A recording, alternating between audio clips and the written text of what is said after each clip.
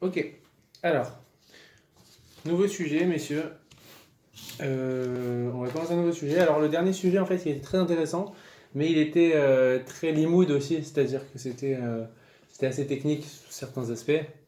Donc, ça touchait à de la halakha, à des points plus techniques, plus fins et ça demandait plus de réflexion. Donc, non pas que le sujet qu'on va faire, il ne demande pas de réflexion, mais il va plus toucher à quelque chose de l'ordre de Ben Adam Lachavero, à savoir entre l'homme et son prochain. Donc ça va être sur l'interdit de Ona Advarim. Donc c'est un interdit très large et qui touche à la vie de tous les jours. Alors c'était intéressant aussi le dernier sujet qu'on avait fait. Mais on va dire, au prochain, ça ne touchait pas à la vie de tous les jours, savoir comment réagir en cas de danger de mort pendant Shabbat. Ça va être un peu comme ce qu'on a fait Bitachon et Emouna, savoir des choses vraiment qui touchent tout le temps. Ona Advarim, c'est quoi? C'est l'interdit en fait de blesser son prochain. Il y a un interdit dans la Torah de blesser son prochain. Alors on va s'apercevoir que de blesser son prochain, c'est pas seulement d'être méchant gratuitement, mais des choses beaucoup plus fines. Alors ça, en long, en large. Ce sera pas très long. Ce sera, je pense, comme les rêves à peu près au niveau de la longueur. D'ailleurs, c'est très intéressant. Alors, pour commencer, prenez la page 1. On a un pasouk dans la Torah. Comme d'habitude, on va commencer par un pasouk qui te dit Velotonu ish et amito, le premier texte tout le temps. Velotonu ish et amito veyirat me elokecha ki ani Hashem elokechem. Passou qui dit quoi? Il dit, dans Vaïkra là-bas, il dit Velotonu ish et amito. Un homme, il n'oppressera pas. Alors, je ne sais pas comment on traduit tonu, mais il ne lésera pas. Voilà. Je crois que le terme en français c'est léser. Alors, on va voir que c'est très difficile de traduire en fait ce terme. Mais on va dire, si on peut traduire ce terme, c'est il ne causera pas en fait de sentiments négatifs ou de difficultés ou de frustration. Je pense que le bon terme, c'est de la frustration. Un homme, il ne devra pas frustrer son prochain. Donc, ok. Veirat melokecha, et il devra craindre. Et veirata melokecha, et tu craindras ton Dieu, qui est Hashem melokecha, parce que je suis Hashem votre Dieu. Ok. Regardez ce qu'il dit Rashi là-dessus. Toujours, c'est intéressant le commentaire de Rashi, juste en dessous. Rashi dit. On utilise les Nashmat Sifrabat Rachel. Rashi dit Kan Izir al Onad Varim. Rashi dit ici, la Torah nous met en garde contre l'interdit des paroles blessantes. Chez Lo Yaknit Ich et Ravero. Un homme, il ne doit pas mettre en colère son prochain. Donc, déjà, Rashi parle d'une première définition de Onad Varim, des paroles qui énervent. Velo yasi einu etza chez ena ugenet. Il ne devra pas donner des conseils qui sont pas bons, qui sont mal intentionnés. Lo. Les fidarko ve'anato chez yoretz. Un homme, il ne devra pas donner des conseils à son prochain qui sont pas bons pour la personne qu'on conseille, mais qui sont dans l'intérêt de la personne qui donne le conseil. On verra ça en long et en large. Juste on dira. Quoi? Quel rapport avec Vélotonie? Quand tu fais ça, tu as un comportement qui va causer du tort à ton prochain. Ça, c'est pas mettre une embûche devant un autre? Non. Aussi, peut-être que tu enfreins de l'avim de la Torah. Peut-être que aussi tu mets une embûche devant. Alors, mettre une embûche, c'est plutôt causer une avéra. Quand on dit Never le ten mirchol, c'est causer une avéra. Tu vois, c'est plutôt causer une avéra par ton action. Je sais pas, j'ai l'impression que c'était donner des faux conseils, justement. Je sais pas. En tout cas, prime abord, les Never le ten mirchol, moi je t'aurais dit plutôt, c'est toujours un lien avec la Torah, c'est-à-dire que tu vas faire fauter une personne. Après, peut-être ça englobe aussi les deux interdits, t'as raison. Ça, on verra en long large. Le commentaire de Rashi, pour l'instant, on va pas s'attarder dessus, regarde. Veim tomar mi yode'im nitkaventi lera'a. Et Rashi te dit, et si tu me dis, alors, peut-être que le commentaire de Rashi, en fait, parce que Rashi est en train de ramener ce que va ramener la Gemara. On va quand même continuer ce que dit Rashi, mais vous allez voir que c'est en fait ce qu'on va dire dans la Gemara tout de suite. Donc Rashi te dit, Veim tomar mi yode'im nitkaventi lera'a. Rashi te dit, mais si la personne, elle te dit comme ça, la personne qui a donné le mauvais conseil, ou qui a été mal intentionnée, qui a énervé son prochain, voilà. La personne qui a lâché un petit commentaire comme ça, qui énerve, et la personne en face d'elle, elle s'énerve, elle est hors d'elle. Et la personne qui vient de dire la parole blessante ou énervante, elle dit mais pas du tout, tu t'as très mal compris mes paroles, moi je disais pas ça dans ce sens-là. Et Rachid te dit si, la personne dit ça, peut-être qu'elle a raison en fait. C'est toi qui comprends mal, peut-être que tu l'as compris de manière détournée, mais c'est pas ça qu'il voulait dire. Les karneemar veirat melokecha. C'est pour ça que le pasuk qui termine en disant, parce que le pasuk il dit quoi? Il dit Velotonu ishatamito, tu ne devras pas léser ton prochain, veirata melokecha, et tu devras craindre ton Dieu. Donc c'est pour ça, il te dit Rashi, c'est pour ça que le passage termine en disant, oui, tu devras craindre ton Dieu. Quel rapport tu devras craindre ton Dieu? Quel rapport? Après chaque Avera, on ne met pas tu devras craindre ton Dieu. Quand on t'interdit d'enfreindre Shabbat, on ne te dit pas tu devras craindre ton Dieu. Rachid te dit, pourquoi on termine en disant tu ne léseras pas ton prochain et tu devras craindre ton Dieu? Pourquoi? Pour justement que la personne, dans ce cas-là, qui peut clairement argumenter et dire mais moi, j'étais pas mal intentionné quand je t'ai dit ça.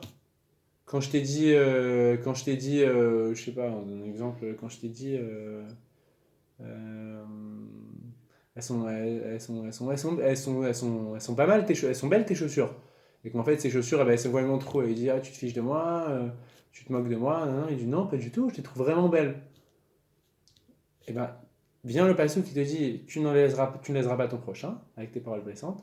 Tu devras craindre Hachem ton Dieu. Pourquoi? Parce que c'est une des mitzvot, enfin une des avérotes, sur lesquelles seule la personne qui vient et qui s'exprime et qui dit sa parole, en quelque sorte, a le bénéfice du doute, à savoir peut-être que ce que je disais, c'était pas mal intentionné, peut-être que je le pensais vraiment. Donc c'est pour ça que le passage qui termine en te disant, tu devras craindre ton Dieu. Pourquoi?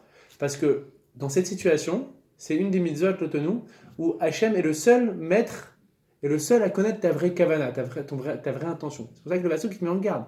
Il fait attention, parce que cette avéra-là, il ne faut pas la faire, il ne faut pas léser ton prochain. Mais il faut, en plus de ça, c'est une mitzvah, c'est une avéra qui peut tomber dans le vice. Pourquoi? Parce que la personne, elle peut dire non, moi j'étais pas mal intentionné quand je dis ça. Donc fais attention, crains Hachem, parce qu'Hachem, il sait ce que tu penses vraiment de cette situation. Une personne qui frappe son prochain, elle ne peut pas dire ah non, moi j'avais pas la kavana de te frapper, tu l'as frappé. Les gens y voient. Okay. Par contre, une personne qui fait un petit commentaire, bah, elle peut dire non, moi j'étais pas intentionnel, je le pensais vraiment, je voulais pas t'énerver. Fais attention, Hachem il sait tout. Kol davar amesso vers la lèvre, toute chose qui amesso la lèvre, toute chose qui sort du cœur, chez En Makir Elami, chez Amarshava Belibo, que seule la personne qui l'a dans son cœur sait vraiment ce qu'il avait comme kavana. Neemar Bob Yirat Melokecha. Torah Takonim. Rachid te dit, à chaque fois que tu verras dans la Torah, à la fin d'un pasuk, Veyirat Hashem Elokecha, tu craindras Hashem ton Dieu, c'est qu'à chaque fois c'est une mitzvah ou une avéra justement, où seule la personne qui est en train de faire l'action, en train de réciter la parole, en fait, de parler, il n'y a que lui qui sait vraiment ce qu'il a dans son cœur. Donc Rachid te donne ce clal en fait. Donc, ok, donc vous allez voir que c'est des choses qu'on va voir dans la Gemara tout de suite. Alors, prenez la Gemara, Nunchet Amudbet, donc c'est la Gemara justement qu'on a ici. C'est une Mishnah, ça commence par la Mishnah, donc au milieu du texte, c'est ce qui est souligné. Mishnah, vous l'avez? Keshem Sheona, vous l'avez? Vous l'avez? C'est stressant. Keshem Sheona Bemekar ou Memkar. La Mishnah, elle commence comme ça. De la même manière qu'il y a un interdit en fait de léser une personne financièrement.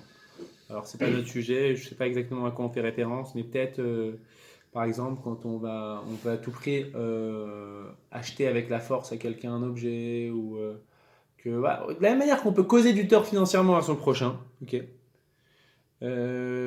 Car onaa betvarim, il y a aussi un interdit de léser avec les paroles, donc qui n'a rien à voir avec l'interdit de léser financièrement, mais de léser avec les paroles. Alors, quand on dit on a dvarim, encore une fois, c'est pas seulement dvarim, littéralement, avec la parole. On peut blesser une personne sans la parole. C'est toute action qui va léser une personne. Donc, on peut des fois avec un silence léser une personne. On peut des fois avec un regard léser une personne. On peut des fois avec des gestes léser une personne. Donc, c'est pas seulement avec la parole dont on parle, bien entendu. Ok ? La Mishnah commence à donner des exemples. Lo yomarlo, un homme, il ne devra pas dire à son prochain, à un vendeur par exemple, Bekamar refetze, combien tu le vends ce téléphone? Veueno rotzelikar. Mais au fond, lui, il sait très bien, l'acheteur potentiel qui dit combien tu le vends, il sait très bien qu'il ne l'achètera pas. Pourquoi il ne doit pas faire ça? Parce que quand tu fais ça, eh ben, tu laisses penser, tu fais espérer le vendeur. Le vendeur il se dit ah purée, c'est trop bien, il va me l'acheter. Et s'il me demande, c'est qu'il est intéressé. Si tu es intéressé, c'est une chose, tu as le droit de te renseigner. On ne te demande pas toujours que ça aboutisse sur un achat quand tu te renseignes. Mais si tu sais très bien, les gens qui font comme ça, juste ils demandent pour demander, pour faire espérer l'autre, c'est sourd. Il est sourd de la Torah. C'est comme manger du porc, c'est sourd de la Torah. Comme manger du porc. Donc on voit bien déjà là encore une fois que c'est pas blesser une personne, là le type tu le blesses pas.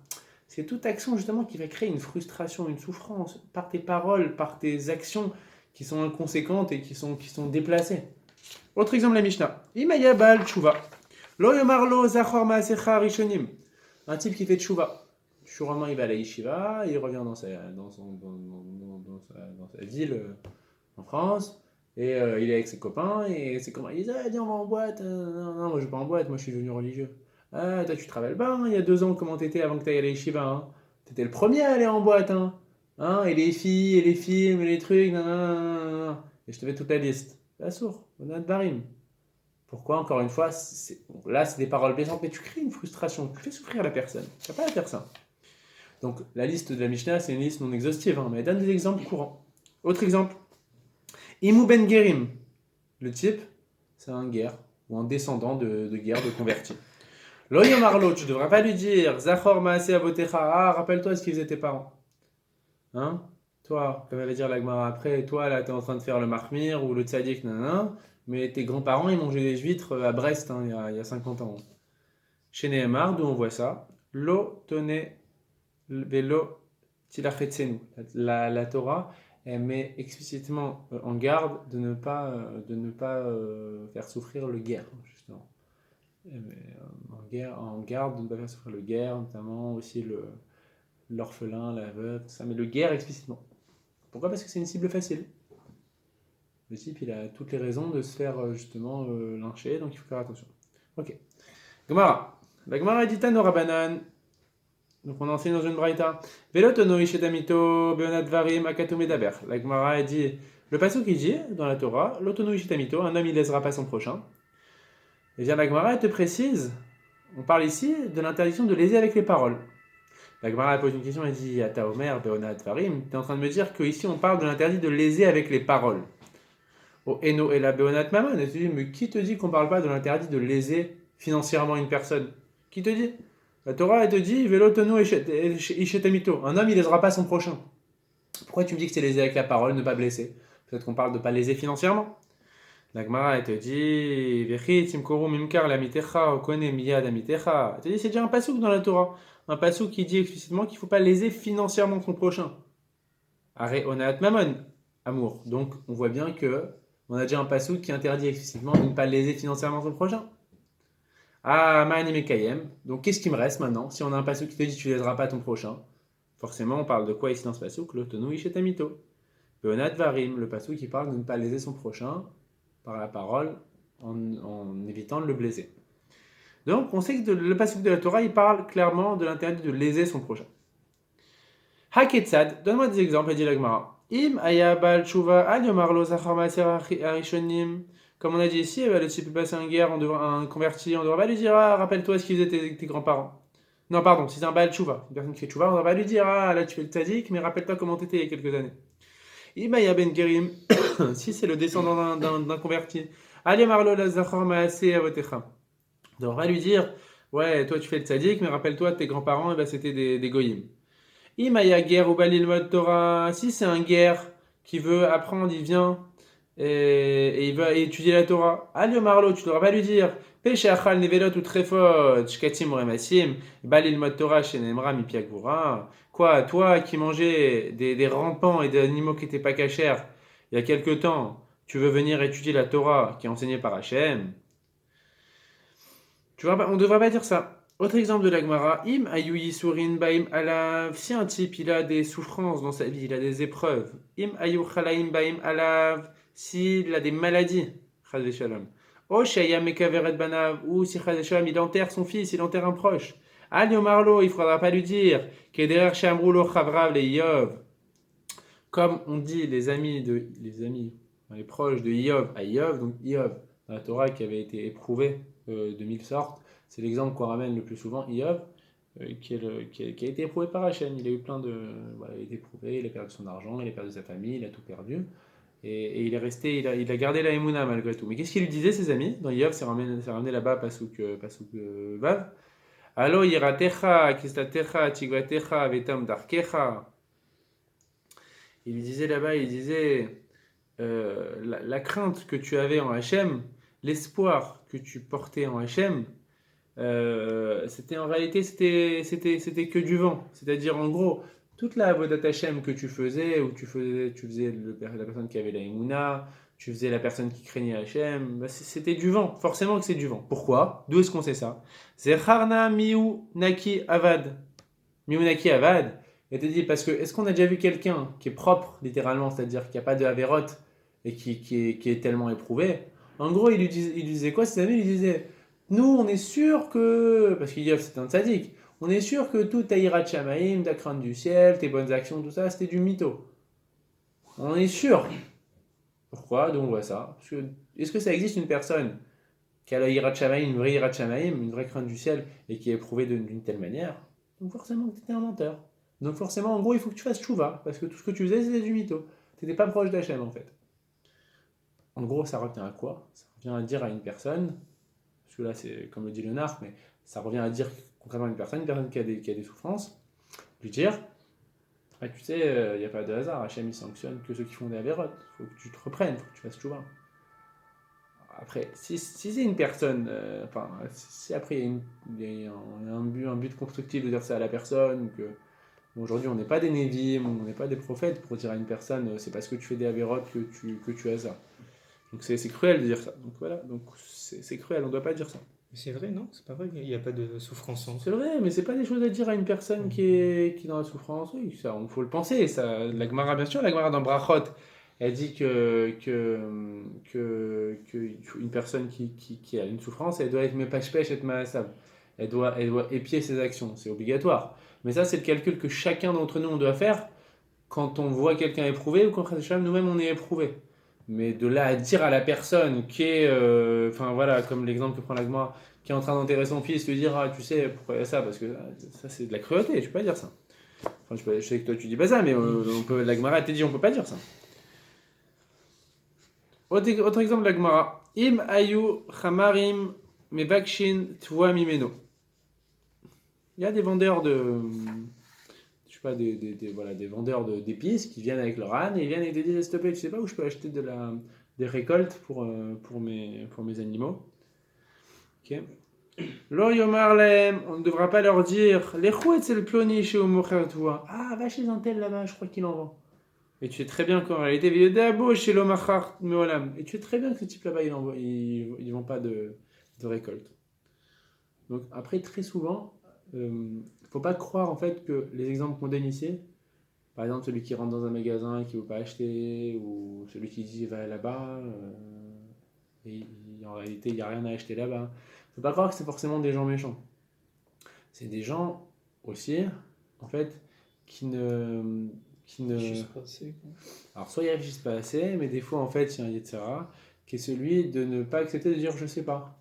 Ou que voilà, la personne par exemple qui dit combien coûte le téléphone que tu vends, bah voilà, enfin, elle veut en gros montrer qu'elle a de l'argent, donc elle dit combien tu le vends, elle veut un petit peu se montrer, ou un petit peu montrer qu'elle a de l'argent, ou voilà, donc voilà, il faut des fois faire un travail d'humilité, se dire j'ai pas besoin de me montrer, voilà. C'est pas que des gens mauvais, mal intentionnés qui sont méchants. Des gens, voilà, la personne elle vient, elle te dit, dis-moi, exemple, un truc que je pense qu'il pourrait arriver à tout le monde. Une personne elle vient, elle te dit, est-ce que tu sais par exemple comment je peux faire pour faire tel chemin, ou pour prendre tel chemin, ou rejoindre tel endroit, tout ça. Là, tu veux montrer que tu as de la connaissance, tu fais, alors faut que tu prennes là, en fait pas du tout. Non, c'est tout. Ne fais pas souffrir la personne. Oui, je suis désolé, mais je ne sais pas. C'est aussi un travail d'humilité. Là, c'est des personnes aussi, voilà, juste pour dire que c'est pas forcément des personnes mauvaises qui sont amenées à faire ça. Mais le résultat des cours, c'est quoi? C'est que tu fais souffrir la personne. Rabbi Yehuda Omer, Af lo itle enav al amikar ve'asa ve'sha she'en lo damim. Il te dit aussi un autre exemple, il te dit, il ne faudra pas regarder un objet qui est à vendre quand tu n'as pas d'argent. C'est-à-dire que lui, il va encore plus loin. Non seulement tu ne dois pas demander à la personne combien tu le vends, si tu comptes pas l'acheter, mais même il te dit des choses encore plus lointaines, comme de poser tes yeux dessus. C'est encore plus lointain, là. C'est pas parce que tu poses tes yeux dessus que forcément tu voulais l'acheter. Mais toute action qui peut faire respirer la personne et la faire souffrir. Donc même si ça la fait souffrir, mais c'est de manière lointaine et détournée, il ne faudra pas, il te dit Rabbi Yehuda. La Gemara continue, elle va ramener ce que dit Rashi, justement. Rashi, de quoi il s'inspire? Il s'inspire de la Gemara. La Gemara dit Sha'are adavar masur la lèvre. Vechol davar masur la lèvre ne'emar bo veyirat melokecha. La Gemara, elle se pose la question, elle dit mais pourquoi le passage qui termine par Veyirata Hashem Elokecha? Tu devras attendre Hashem ton Dieu. Et la Gemara t'explique, elle te dit parce que toute chose qui est contenue dans le cœur et qui sort du cœur, on ne peut pas savoir quelle est vraiment la kavana. Donc dans toutes ces actions, la personne elle a le bénéfice du doute. Quand la personne elle dit combien tu le vends ton téléphone, et que toi, au final, tu l'achètes pas, et que le vendeur il dit mais je comprends pas, tu m'avais demandé combien tu le vends, t'étais intéressé. Toi tu peux dire ah non, moi franchement j'étais vraiment intéressé à l'époque, je t'assure. Hein. Ah. Mais au fond de toi, en réalité, tu sais très bien que t'étais pas intéressé. Je te dis, Yirat Hashem Elokecha, sache que il faut craindre ton Dieu, Hachem, parce que lui, il sait vraiment quelle est ta kavana. Ok. La Gemara, elle continue. Sur la gravité maintenant de Onat Varim. Après avoir un petit peu défini le principe de Onat Varim, à savoir frustrer les gens par son comportement et créer des frustrations et des souffrances, elle vient te parler de la gravité de Onat Varim. Amar Rabbi Yochanan Mishum Rabbi Shimon ben Yochai. Donc, on ramène au nom de Rabbi Yochanan, qui ramène lui-même au nom de Rabbi Shimon bar Yochai. Gadol onat varim me onat mamon. C'est plus grave de blesser une personne avec sa parole que de la léser financièrement. D'où on sait ça? Enfin, comment on sait ça? Chez Zé, nem rabo veiratam elokecha.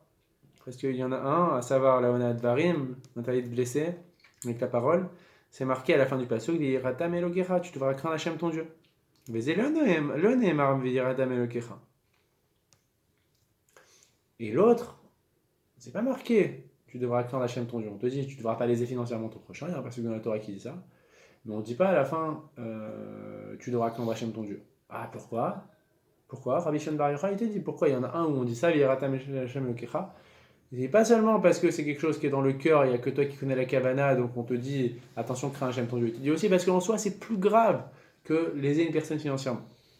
Alors là-dessus, a priori, Rabbi Eliezer Omer, Rabbi Eliezer, alors soit il n'est pas d'accord, soit il rajoute.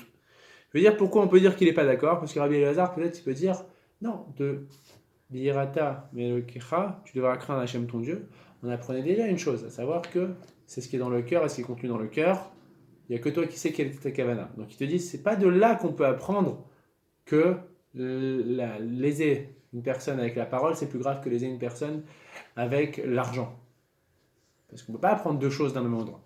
Donc il te dit, d'où est-ce que je l'apprends que c'est plus grave? Je suis d'accord avec toi que de léser avec la parole, c'est plus grave que de léser financièrement, mais d'où je l'apprends? Chez Zébé Goufo, Vézébé Mamano. Il te dit, il y en a un qui touche au corps de la personne, à son être, et l'autre qui touche dans son argent. Or, la plupart des personnes, ils préfèrent être éprouvés au niveau de l'argent que d'être éprouvés au niveau de la personne ou d'être blessés. Ils préfèrent. C'est plus dur d'être blessé dans son cœur que d'être blessé dans son argent. Rabbi Shmuel bar Nachmani Amar, Rabbi Shmuel bar Nachmani donne une autre réponse. Il disait Niten le Hashivon, Veze lo Niten le Hashivon. Il te dit, Rabbi Shmuel, fils de Nachmani, il te dit non. La vraie raison pour laquelle l'interdit de blesser son prochain avec la parole est plus grave que l'interdit de toucher financièrement son prochain, c'est parce qu'il y en a un où le préjudice il peut être réparé et l'autre il peut être réparé. Quand on blesse une personne, on a beau dire pardon, il y a toujours une trace, il y a toujours un truc. Alors que quand on lèse une personne financièrement, voilà, tu lui as fait perdre avec ce que tu as fait 200 euros, tu peux lui rendre 200 euros et basta, il n'y a plus. C'est mathématique. Alors on peut dire aussi toujours une personne qui est lésée financièrement, après elle a perdu même si tu la rembourses, tu as perdu sa confiance, il y a toujours quelque chose, mais techniquement la trace et la réparation elle est plus facile que pour une personne qui a blessé. C'est l'exemple qu'on donne, il y a une histoire comme ça qui est connue, je ne sais plus quel rat avait fait ça une fois, il y avait un type qui avait beaucoup de soucis de shalom bayit avec sa femme. Il venait voir sa femme, et il venait voir le Rav comme ça. Et il lui dit comme ça, il lui avait dit, voilà, il lui avait expliqué ses problèmes de Shalom Bayit, et il lui avait dit, regarde, ce que je veux que tu fasses. À chaque fois que tu dis une parole qui est blessante à ta femme, tu prends une planche de bois, tu la fixes au mur et tu vas mettre un clou à chaque fois. Et à chaque fois que tu as la force de dire pardon à ta femme sur la parole blessante que tu as fait, que tu as prononcée, ou à chaque fois que tu arrives à dire une parole qui est gentille, qui va un peu annuler la parole méchante, tu enlèves le clou. Et tu vas faire ça Voilà. Et lorsque la planche sera complètement vide, c'est-à-dire que voilà, tu auras plus ou moins réparé en fait ce que tu as fait, bah, tu viendras me voir. Voilà. Donc en fait, l'histoire c'était pas exactement comme ça. Si vous voulez, il avait fait souffrir sa femme plein de fois. Voilà, il avait fait souffrir sa femme plein de fois avec des paroles blessantes. Il avait été voir son Rav, trop de soucis. Le Rav avait donné raison à l'homme et il lui avait dit voilà, t'as fait ça, ça, ça, ça à ta femme, tu mets un clou pour chaque chose méchante que t'as fait. Il comprend pas, le gars, il dit bizarre, tout ça. Il dit maintenant, je veux que tu fasses chouva et je veux que maintenant, sur toutes les méchancetés que tu as vis-à-vis de ta femme, je veux que tu fasses chouva et que tu lui demandes pardon, nanana. Donc tu vas lui faire plein de compliments. Et pour chaque méchante parole que tu as prononcée et que tu regrettes, je veux que tu fasses un compliment qui va en quelque sorte réparer. Et comment tu vas matérialiser ça? Chaque chose méchante que tu as dit, tu plantes un clou. Donc disons que tu te souviens que ce mois-ci, tu lui as dit 36 choses méchantes qui te viennent en tête, bah, tu mets 36 clous. Et je veux que sur le mois prochain, tu dises 36 bonnes paroles, et à chaque bonne parole, tu enlèves un clou.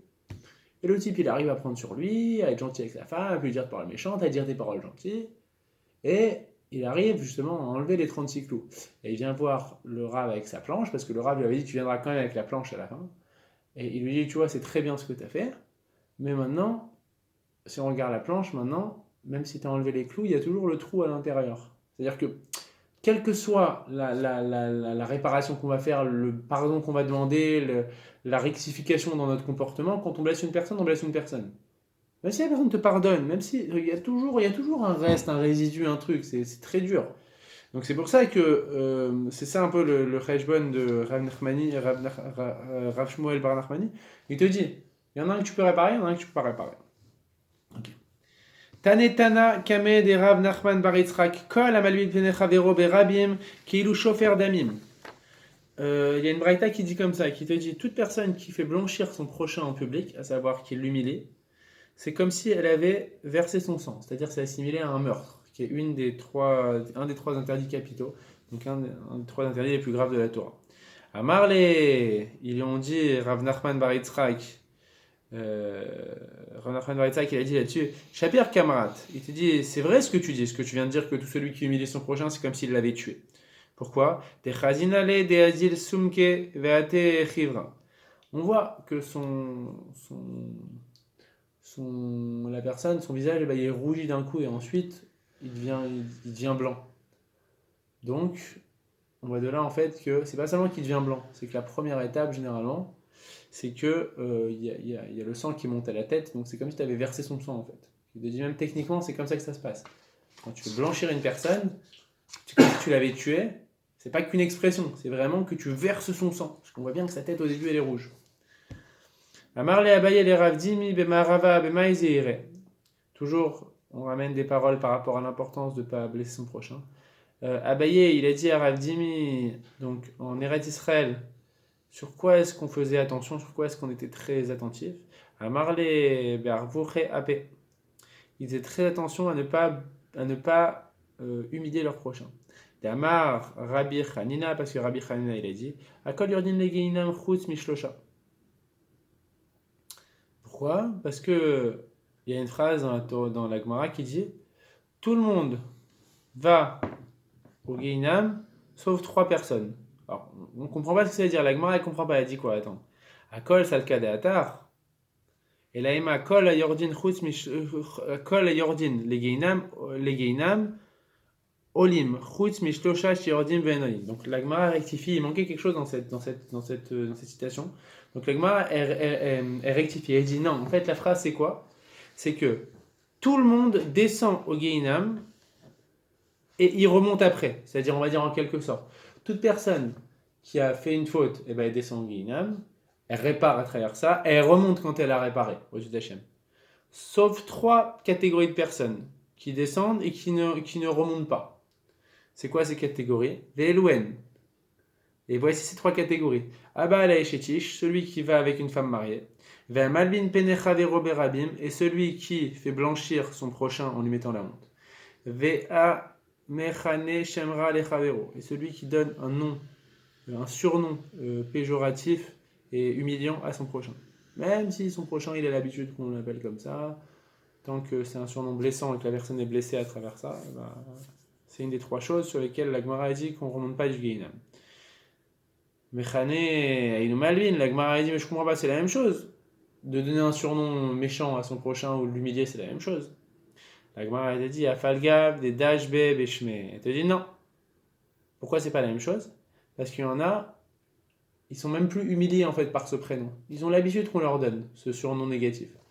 Malgré tout, il ne faudra pas le donner, et donc c'est pour ça qu'on fait bien la distinction entre celui à qui on met la honte et celui à qui on donne un surnom péjoratif, parce qu'on peut donner un surnom péjoratif sans pour autant qu'on lui mette la honte. Ok? Ok. Alors, donc déjà là, ça nous fait une bonne définition en fait de ce qu'est la... Prenez la page 4, on termine avec le texte du bas qui est très rapide d'ailleurs, mais ça nous donne une première définition en fait de ce qu'est la Onat Varim, à savoir, on a vu la source dans la Torah et on voit en fait c'est léser une personne, la blesser avec un comportement négatif, mais pas forcément avec des paroles blessantes, c'est toute action ou toute parole en fait qui va créer une frustration et un vrai sentiment de mal-être en fait chez la personne. Parce qu'on ne blesse pas une personne quand on lui dit combien tu vends cet argent, combien tu vends cet objet, mais on a créé un mal-être chez elle avec notre parole. Alors, regardez le texte du bas, dans la page 4.